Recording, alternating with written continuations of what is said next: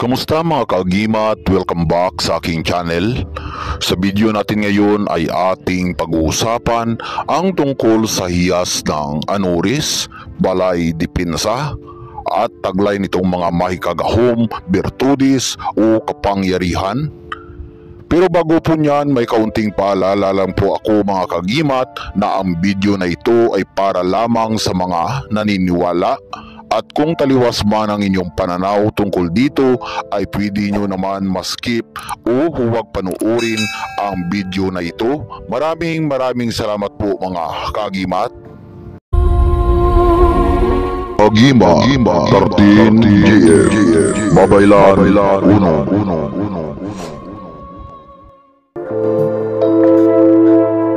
Hiyas ng anuris, balay dipinsa.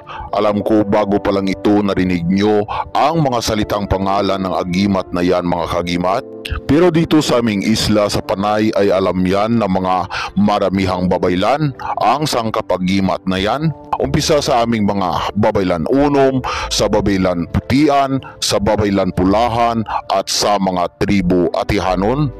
Sa mga matag-as ng Surihano kag mga manugbulong ay alam nila ang agimat na yan, ang hiyas ng anuris, balay dipinsa. Ang hiyas na ito ay matalinhaga, mayroong kakaibang birtudis, may kagahom na tinataglay. Pero paano nga ba ito nakuha naming mga babaylan unom, ang ganitong sangkapagimat? Ang sangkapagimat na ito ay hindi basta-basta makita o makukuha sa tabi-tabi lamang. Ito ay makukuha lamang kapag may angkin o taglay kang mga tagapag-ubay o mga surug o di kaya ay mga hinuptanan mga kagimat.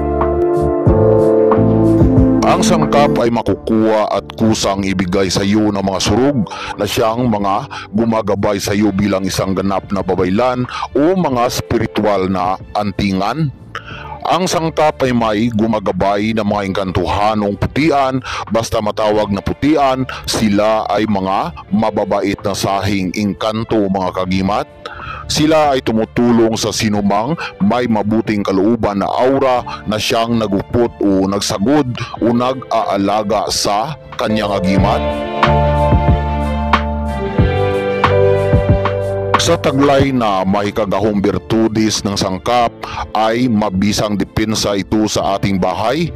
Isa itong sangkapagimat na panglibing sa haligi kung sakali magpagawa kayo ng bahay mga kagimat. Bakit itong sangkap ay ilibing? Hindi ba pwede na nasa loob lang ng bahay o di kaya ay ikabit o isabit lang sa dingding ng ating bahay? Hindi po pwede mga kagimat na hindi pwedeng ilibing sa lupa ang agimat na ito. Kung sakali na mayroon kayo nito mga kagimat, kailangan na ilibing ito sa lupa para sa kanyang mahika na palibutan o ikutan ng shield aura gahom ang isang bahay utanan at sakupin sa proteksyon kag depensa ang sa loob nito. At yan din ang paraan mga kagimat para gumana ang kanyang mga sikritong may kagahom na taglay. Pero kung sakali na puro simento ang nakapalibot sa labas ng inyong bahay, ang gagawin mga kagimat ay ilagay ito sa may paso na may laman na lupa. Pero bago mo ito ilibing ay balutin mo muna ito ng itim na tila mga kagimat. May isa pang tanong na sasagutin ako mga kagimat. Kung sakali na nahuman o buo na po ang bahay, pwede pa ba kaya na ilibing itong sangkap? Pwede po na ilibing pa rin iyan sa labas ng bahay sa may sidlangan na katuon mga kagimat. May pamaraan ako dito na ituturo mga kagimat kung paano ang tamang gawin sa paglibing ng sangkap. At may ritual din akong ituturo dito mga kagimat bago ito ilibing para sa pangbalay dipinsa. Unang gawin mga kagimat kapag nagpagawa kayo ng bahay o kahit na human o buo na ito ay ilibing sa may unang haligi sa harapan ng bahay. Pwede din magamit ang paso na may lupa lang na nakalagay mga kagimat, basta ito ay nakalagay sa harapan ng inyong bahay na kung saan andyan umpisa sumisikat ang araw mga kagimat. Bawal ito na ilibing sa likod ng bahay o sa tinatawag na hinalupan ng araw dahil hindi tatalab ang bisa ng kanyang kapangyarihan. Kailangan na ilibing lamang itong hiyas sa may harapan na haligi ng inyong bahay na nakatuon sa sidlangan o silangan mga kagimat. Pero bago muna ito ilibing sa lupa mga kagimat ay may sasambitin muna na ritual para sa susing sagrado, gahom ng agimat, hiyas, anuris, balay, depensa. Sambitin lamang ang ritual ng 3 beses mga kagimat at gawin sa araw ng Biyernes o di kaya ay sa araw ng Martes mga kagimat. So ito po ang ritual mga kagimat. Baylan basulian, baylan dalagangan, baylan bunggaitan. Surog nga mga matag-as, aktum, aktum, misum, isum, irim, isim, mundi, arim.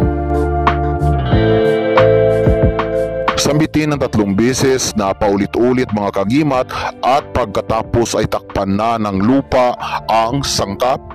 Sa paggawa ng ganitong mahika ay kailangan na walang may makalusaw sa iyo mga kagimat. Kailangan tuloy-tuloy lang ang pagsagawa nito. Kasi kapag sinulay o disturbuhin ka ng ibang aura, ang mahika na iyong ginagawa ay hindi iepekto mga kagimat. Kaya balik ka naman sa pinakaumpisa.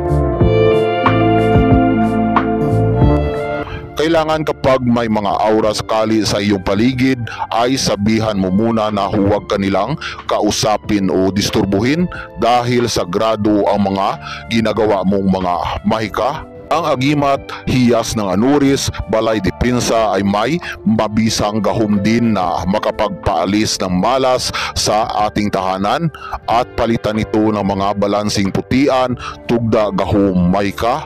Nagpapahumok o nagpapalambot sa dagsang agos ng swerte sa bawat ginuhitang palad sa loob ng tahanan. May bertudes din itong hiyas na ipaliwas ang inyong tahanan sa mga hindi inaasahang mga dilubyo o mga kalamidad. Nakakatulong ang bertudes nito na paalisin ang mga itimang engkantuhanon na siyang unang nakatira sa lupa na pinagtayuan ng inyong bahay mga kagimat. Pangliwas din ito na hindi pasukin ang bahay ng mga masasamang loob tulad ng mga magnanakaw. Ang sangkap na ito habang nakalibing ito sa lupa mga kagimat, ang aura nito ay umiiba ng kulay at hugis. Pero kapag sakaling lilipat naman kayo ng bahay at gusto mong kunin, hukayin ang hiyas at dalhin sa pinaglipatan nyo ng bahay, ay pwede nyo yan na makuha mga kagimat. Basta sa paso na malapit sa haligi lang nakalagay ang hiyas mga kagimat. Sa pagtatapos ng ating video ay muli po akong nagpapasalamat sa inyong mga kagimat. Naway pagpalain tayong lahat ng mga putiang aura at mabubuti ng ating dakilang Diyos makapangyarihan. Ilayo sa mga sakit, iliwas sa mga hindi inaasahang mga panganib, at likupin ng kabanal-banalang bertudis niyang gahom at ibuhos ang swerteng bugna.